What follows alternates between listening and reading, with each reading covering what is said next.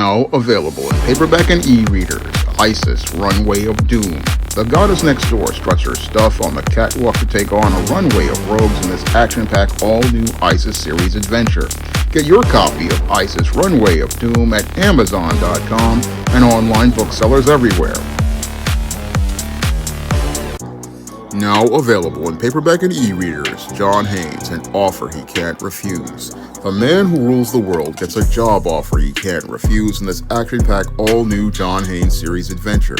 Get your copy of John Haynes, An Offer He Can't Refuse at Amazon.com and other online booksellers. I've been looking for a new full-time job ever since October of 2008. And as I've been looking for a new full-time job, I know that I have to be very guarded about who I share my personal information with. Now, yesterday I thought I had gotten a final break when I got a call from a woman who talked about how she wanted me to work at a paraprofessional job.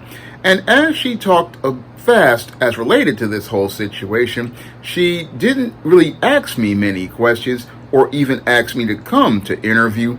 No, she told me to fill out an application she was going to email me.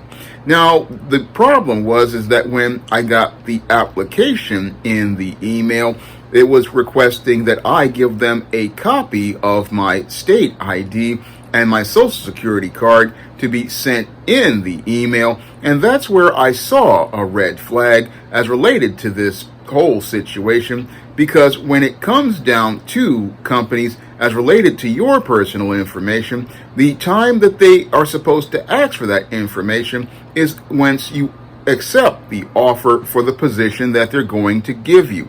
That's the only time that you take out your state ID or your social security card as related to anything. And that's how I basically operate when I go out here and fill out these applications online. Whenever I fill out one of these applications online, I'm giving you basic information in the hopes of securing an interview and hoping that during the interview we can come to an agreement as related to what you're looking for in an employee. And once we come to that agreement and you make me an offer, then we can go out here and start to put together my paperwork for the payroll.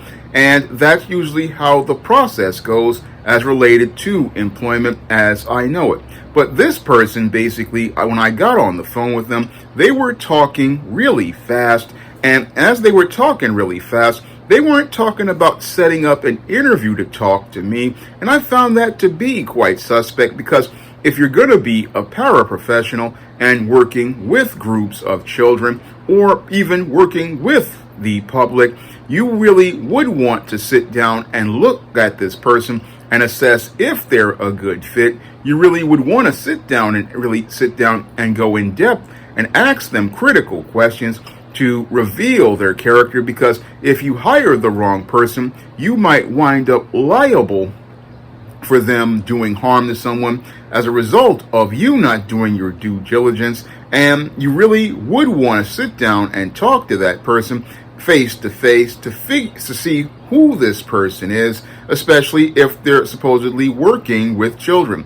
Now, as this person was talking, they were talking about fingerprinting, but again, that's done by the Department of Education. I found it interesting that they didn't say anything about New York State's DOE in the little conversation we had. No, it was all about getting me to fill out these applications, and I found that to be quite suspect. I found it to be quite suspect as related to that situation, because again, when you have someone who's going to be working with the public, you really want to vet that person and find out who they are, and as related to who they are in front of you, and before you do your background check and other investigative procedures, you really want to do all of that work again once you've gone out here and met the person and then made them the offer face to face. That's usually how it's done. But when I got that call, I first was elated because I thought I finally had gotten my big break away from being out of work for some time, but was sadly deeply disappointed by that whole situation, because it was another case of possibly another workplace scam. But thank God I was able to see what this was, because so many people go out here and we give out our personal information, and sadly what happens is that we put ourselves at risk for identity theft by a whole bunch of scammers that are out here. Now, when it comes down to many of these job applications, some of these employers do go out here and ask for what I believe to be too much personal information up front. And I remember another application that I basically stopped once I saw that the employer was asking for a social security number in an application. And I said, in an online application, I don't want to go out here and give you my social security number just in the application. And when the person wrote me back, they said, oh, we do this so that we can do background checks and other sorts of checks. And that's where I said, you don't really need to do any of that checking unless you're going to go out here and make me an offer. That's when you do the background checks, because if you're doing all this stuff before you interview candidates, it basically is counterproductive. You're not going to find out anything until you get that person in front of you face to face. Once you get that person in front of you face to face, that's when you can go out here and do the background checks. But until you go out here and are making an offer, as I see it, everybody has to go out here and look out to protect their personal information. We have to look out and check to protect our state IDs and our especially our social security numbers, because what a lot of people do is they take social security numbers and they try to use them to go out here and open bank accounts, or they try to use them to go out here and use them to use another person's identity. So when it comes down to many of these online applications, I'm definitely one of those guys who basically is not going to go out here and look to share any of that information until I have an offer and a whole situation where there's an offer being made. When there's an offer being made, and we're looking to get me on the payroll, then we will talk about my social security number. Then I will take out my ID and my social security number, because now I'm officially on your payroll. And in order to report my pay for taxes, then you can have that information. That's my unofficial policy as related to anything related to any sort of job, is that I'm going to give you that information once I get an offer. But if there is no offer on the table and we're not even interviewing at that point, no IDs coming out, no social security card definitely is not coming out. No, nothing is coming out as related to personal information until you are ready to make an offer. And I just find it really interesting how some companies want to go out here and check people's backgrounds before they hire them, and even before they even interview them. I'm not even going to say before they hire them, because that was the wrong thing to say, but the whole thing was before you even interview this person, you're digging in their information. I mean, that's quite suspect to me, because, again, if you want to get somebody's background checked, you check it right after you've made them an offer. That's where you do that process. That's where you do your due diligence, not during the application process. And any application I see with social security number requests, those are ones that I just basically click out of, because that's where, and as I see it, an employer is being way too intrusive. You're being way too intrusive and asking for too much information, because the only information you need at the beginning of an online application is the person's name, the person's address, the person's phone number and email to contact that person if you want to interview them.